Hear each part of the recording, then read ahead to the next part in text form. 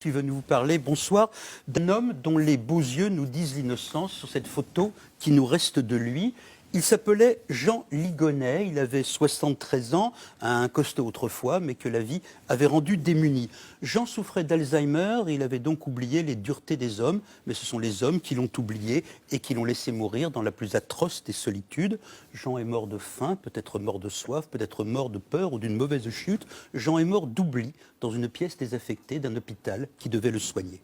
C'est arrivé à Marseille, à la Conception.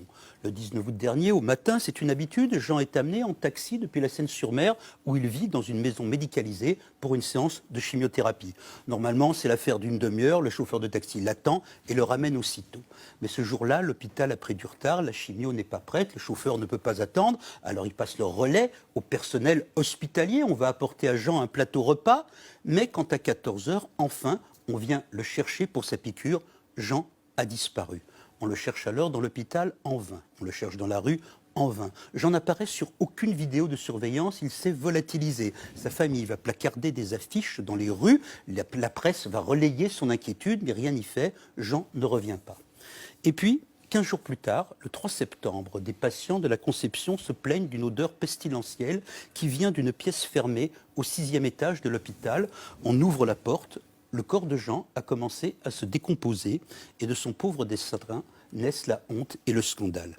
Comment Jean, qui marchait à tout petits pas, a-t-il pu errer dans l'hôpital sans que nul ne le remarque? Comment est-il passé du 4e étage où il devait suivre sa chimiothérapie pour passer au 6e? Pourquoi personne n'a-t-il eu l'idée d'aller regarder derrière cette porte fermée? Pourquoi n'a-t-on pas vraiment fouillé la Conception de fond en comble? Pourquoi s'est-on accommodé de la disparition d'un homme sans remuer ciel et terre et sans briser les parois? Et toutes ces questions, toutes ces colères et le désespoir d'une famille qui parle de meurtre, toutes ces diversions au fond nous permettent de ne pas trop penser à ce que Jean a pu ressentir, lui, quand une porte s'est refermée sur cette pièce qui allait devenir son tombeau. Qu'a-t-il compris? A-t-il eu peur? Était-il, j'espère, perdu en lui-même quand tout s'est arrêté? Et cette mort d'un homme, dans un hôpital où on sauve des vies, est une profanation. Elle nous révèle aussi la faillite d'un système qui manque bien sûr de personnel et de moyens et qui ne sait plus regarder les âmes errantes. À Toulouse, une femme a eu plus de chance. Elle s'appelle Blanche, elle est aussi atteinte d'Alzheimer et comme Jean, un hôpital l'a perdue, Purpan, dont elle s'est évadée. Mais heureusement pour elle, c'est dans la rue qu'elle errait quand elle a croisé des SDF.